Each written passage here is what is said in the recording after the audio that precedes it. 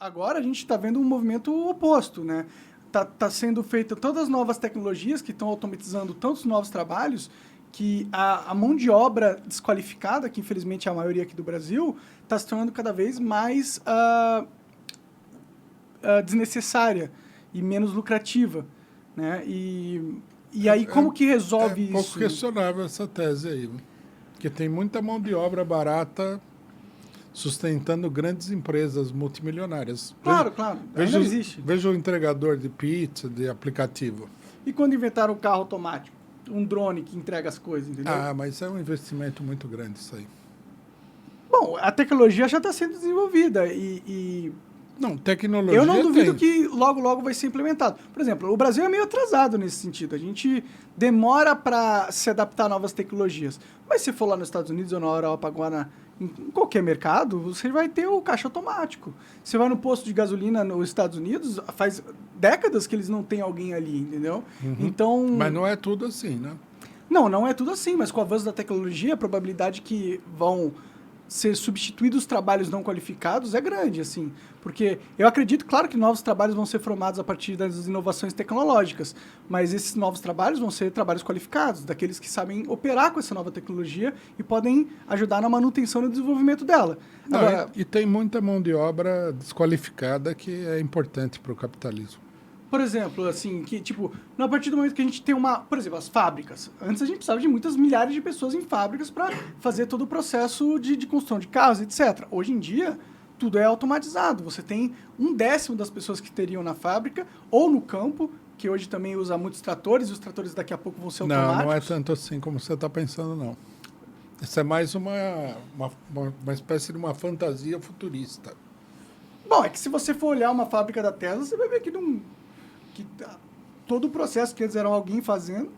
Não, veja só. No Japão, coisa de 30 anos atrás, não agora, 30 anos atrás, os japoneses construíram uma fábrica de automóveis completamente automatizada. Quer dizer, a tecnologia já estava aí, tá certo? Sim, sim. Por que não são todas automatizadas hoje? Deve ter alguma desvantagem competitiva, né? Talvez seja mais barato usar a mão de obra. Você já prestou atenção quando você vai no banco? Você vai no banco? Eu não vou mais no banco. Você usa tudo pelo computador, pelo telefone. Bom, se você vai eu também não mais vou... uma evidência que trabalhos vão sumir. Não, mas não é assim. Depende da pessoa, né? Eu também não vou muito no banco, porque eu não preciso. Mas se você for no banco, você vai ver que tem os caixas eletrônicos. Mas observa bem de que época que são esses caixas eletrônicos. Ah, sempre são antigos, normalmente. Eles são antiquíssimos. Porque o investimento não é lucrativo. De transformar em carro... não sei, cara. Eu não sei. Eu não tenho tanta fé que... Eu, inclusive, sou bem apocalíptico nesse sentido. Eu acredito que a gente está caminhando brevemente para a irrelevância produtiva do homem. Não, eu não só acredito que isso vai acontecer, como que eu acho que é o ideal que aconteça. E provavelmente você vai estar vivo para ver, tá ligado? É isso que eu tô achando. Aí é que eu acho que é mais complicado. Pode ser, e tomara que eu esteja certo e errado ao mesmo tempo, porque eu não quero que ninguém perca o emprego, mas ao mesmo tempo eu acredito que... Mas você sabe que isso aí acabaria com o capitalismo, né? O que é ótimo, né? Quem gosta de trabalhar, né? Quem que gosta de ficar todo mês preocupado, tipo, será que eu vou ter dinheiro para comer? Essa não é uma tese nova, né? Por exemplo, você sabe que nós somos um partido trotskista, né? Trotsky, em 1905, 17 anos atrás, ele escreveu um livro. Ele era um jovem militante, importante militante, ele foi líder da Revolução de 1905. Ele escreveu um livro depois que ele foi preso, onde ele explicava o seguinte, que alguém tinha falado que, naquela época, que as máquinas iam substituir os operários. Então ele falava o seguinte: tudo bem, mas muito antes que as máquinas substituam os operários vão se revoltar, porque senão você teria uma sociedade cheia de máquinas e um monte de indigentes do outro lado. Sim, que é o que a gente está caminhando, né, ultimamente. Não, tudo bem, está caminhando, mas isso daí vai provocar uma explosão social. Já está provocando, né? Estamos explodindo aí já. É verdade, o que aconteceu aqui É um sinal Então, também. inclusive, eu acho que todo esse caos todo tem muito a ver com as mudanças tecnológicas e o composicionamento do Brasil dentro de um mercado competitivo global que cada vez mais acelera a tecnologia e o Brasil fica para trás. Não. A gente não tem desenvolvimento Não, mas tecnológico aqui. isso que está acontecendo aqui está acontecendo no mundo inteiro, né? Sim, mas, por exemplo, países como Taiwan, que tem a maior produção de microchips do mundo, eles estão tranquilos, entendeu? Porque a economia deles já se adaptou ao novo mercado, Não. que é o mercado tecnológico, né? Não tem nenhum país tranquilo no mundo, não. Não, eu entendo, mas está mais tranquilo do que o Brasil, entendeu? Eles já fizeram, tem países que já fizeram o dever de casa. O Brasil, a gente não consegue resolver tanto o problema político da coisa que a gente esquece que tem vários outros problemas estruturais acumulando por causa da nossa ineficiência de resolver o problema político, que em alguns outros países, eles, por terem um sistema político mais redondo, eles já estão atacando esses problemas estruturais modernos. E o Brasil não, está ficando para trás. Não, o Brasil é um país que vem regredindo, há 30 anos vem regredindo economicamente. Isso aí é certo. Mas não é um problema puramente político. É um problema econômico, porque os Estados Unidos mantêm a economia deles às custas da pobreza de países como o Brasil. Pode até ser, mas eu acho que a gente facilitou para eles, né, ser subjugados. Ah, assim. não, com certeza. Os políticos brasileiros entregaram o país. Eu acho que os Estados Unidos não seria capaz de impedir o nosso desenvolvimento se a gente tivesse realmente uma classe política organizada, unida e com propósitos Mas a burguesia, gerais da nação. A burguesia assim. brasileira, ela é uma burguesia associada, né, com o capital norte-americano, europeu. Total. Tudo. E essa burguesia é a base do poder do Lula hoje em dia. Não. Essa burguesia não apoia o Lula. Eles estão tolerando o Lula e nessa altura do campeonato a gente não sabe nem por quanto tempo que eles vão tolerar também. Sim, pode crer, mas é inegável que a mídia pelo menos ajudou a colocar ele lá. Não, entendeu? tudo bem. Então a burguesia não foi inimiga do Lula. A gente não pode dizer que ela foi dessa vez. Digamos assim, tem uma confluência aí ocasional entre os dois setores. Mas uma coisa importante que eu acho nessa questão é a seguinte: esse setor bolsonarista super radicalizado é radicalizado por causa da economia. Concordo, tenta concordar, mas por quê? Porque eles veem que a situação deles está num beco sem saída. Só que a interpretação deles, né, que é uma interpretação que parte da posição social dele, porque eles não são necessariamente gente muito pobre. Eles são gente de um extrato de classe média e tal. A maioria. Tem gente pobre também no meio. Mas o principal volume vem desse pessoal. Eles percebem que o Brasil é um país que está afundando. Eles estão num navio que está afundando. E eles não sabem o que vai acontecer no dia de amanhã. E eles vão ter que pagar a conta, né? Que é sempre a classe média que paga a conta de uma crise financeira. Os trabalhadores pagam mais, né? Mas eles já estão pagando a pagam conta. junto, né? A classe média vai junto ali. Né? Quando tem uma crise dessa, a classe média não é elite. Ela é muito pelo contrário. Não, ela reage como uma elite, apesar de que ela está sendo muito prejudicada, né? Ela acha que é elite e aí ela fica sustentando o poder da elite, acreditando que a elite os vê como um deles e está pensando neles para ajudar a situação. E acabam depositando energia em pessoas que simplesmente não querem fazer nada produtivo. O Bolsonaro não quer fazer nada produtivo com ela. Eles acham que se tiver um governo forte, o governo forte vai resolver o problema. Eles falam em nacionalismo, mas eles são confusos em relação ao que seria esse nacionalismo. Então, mas o problema deles é um problema econômico. Eles não estão ganhando dinheiro na medida que eles gostariam de estar ganhando dinheiro, e eles estão vendo perigo pela frente. E o que você acha que o Lula pode... Você acha que o Lula vai olhar para essas pessoas e tomar medidas que acalmem elas, ou ele vai aumentar os impostos sobre elas e aumentar, portanto, a raiva? Eu acho que isso aí é uma política também...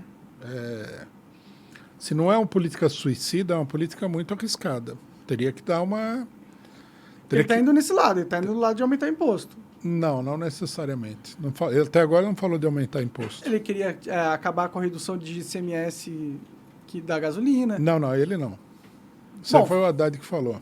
Entendi. Aí ele... Deu uma cortada. Não, o Haddad também, muito fora da realidade. Imaginou se cortasse o subsídio da gasolina na primeira semana de governo? Não, acaba o governo, talvez. Isso aí seria muito perigoso. E a gente está vendo como é perigoso, né? Então o que ele vai fazer? Parece que ele está com as mãos amarradas, né? O Lula não tem o mesmo cenário de 2002. Não, é um não cenário tem. totalmente diferente, Ele bem tem mais desafiador. Ele tem um cenário diferente, ele tem muita dificuldade pela frente, e eu acho que ele começou com muita determinação, mas quando ele viu a quantidade de problemas, ele recuou para ver como reestruturar a política dele diante da nova situação. Sim. Acho que ele está meio que no impasse. Tá numa sinuca de bico também, assim. Eu vi que ele deu uma declaração falando sobre pessoas de direita, falando, não, a maioria das pessoas de direita são pessoas legais, da hora, dá para trabalhar junto. Isso mostra um recuo narrativo dentro do que ele vinha fazendo antes. Mas ele não é uma pessoa igual a esquerda, que acha que tem que tratar todo mundo como demônio, fascista. como demônio. Tá? Ele não tem esse pensamento. Ele é bem mais inteligente politicamente. Ele usou o terrorista, né? Mas não é o vocabulário dele. Ele usou naquele momento de desespero. Eu vi que ele estava meio nervoso quando ele deu a declaração, né? Mas ele não quer. O Lula não é uma pessoa que busca um confronto, principalmente quando tem muita gente envolvida. Ele sabe que não dá para controlar o resultado do confronto. Mesmo. Ele é bem flexível. Ele tem, em geral, uma mentalidade democrática. Sabe qual que é o problema do Lula? Ele tem que entregar uma cabeça na bandeja, figurativamente falando, tá, galera? Ele tem que tirar alguém do poder, e esse alguém é o STF. Porque o Lula não vai governar enquanto o STF cumprir um papel de protagonismo político. Eu também acho que essa aliança com o STF é um erro total dele. Então, o problema é na hora que romper, vai rolar uma disputa de poder. Quem tem a cenoura, quem tem o pau mais grande? É o STF através das suas decisões autoritárias ou é o Lula como figura política da esquerda, entendeu? Porque a esquerda também está apoiando os dois ao mesmo tempo. Né? E eu sinto que o Xandão é mais ovacionado do que o Lula, às vezes. Ele é chamado de herói. O pessoal que apoia o Xandão é um pessoal desesperado, está apavorado. Por que eles estão apavorados? Eles têm medo dos bolsonaristas. Será que é o bolsonarista ou é o do povo em geral? Entendeu? Não, eles têm medo dessa direita, desses direitistas tipo bolsonarista. Que tem cara aí que não é bolsonarista, ele é de direita, ele está... Você diria que a direita é... Qual a porcentagem de bolsonarismo dentro da direita, assim, na sua opinião? Você acha que você consegue fazer esse cálculo? Eu acho que bolsonarista mesmo, convicto, nós não temos no Brasil aí, mesmo depois de 4 anos de governo, mais do que uns 20%. Dentro da direita. Não, dentro da população em geral, não tem mais então de 20%. Então ainda é forte, né? 20%, assim. Mas acho que o Bolsonaro teve quase 50% dos votos. É verdade, é verdade. É verdade. Então, quer dizer, a maioria não é bolsonarista convicto. Sim. Eles seguem o Bolsonaro, acompanham os bolsonaristas mais convictos. E acho também que se você tirar o Bolsonaro do cenário político, esse movimento não vai embora. Também acho que não. Eu não acho que o bolsonarismo é de verdade bolsonarismo, tá? De verdade, assim. Eu acho que foi colocado uma pecha essa palavra, o bolsonarismo, foi usada para desqualificar a oposição.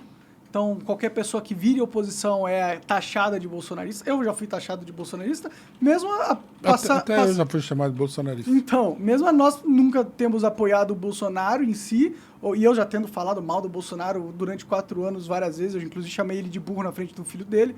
Então, eu nunca fui um cara que eu considerar bolsonarista. Hoje eu já sou considerado extremista da direita bolsonarista, né? Então, eu acho que muito do que é o bolsonarismo, na verdade, não é bolsonarismo, é só pessoas que acordaram que existe um sistema autoritário no poder e não foi nem o PT que colocou. Inclusive, esse sistema autoritário brincou com o PT. Eu acho que tem muito...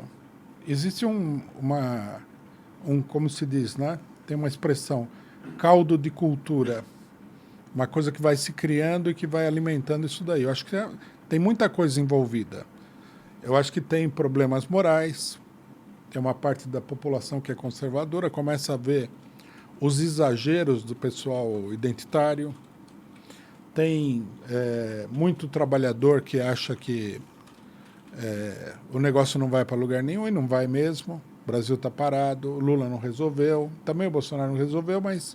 Bom, tem 10 dias também, né, que o Lula é presidente. Não, né? digo no passado. Ah, sim, verdade. Eu acho que são vários temas né, que criam esse caldo de cultura aí.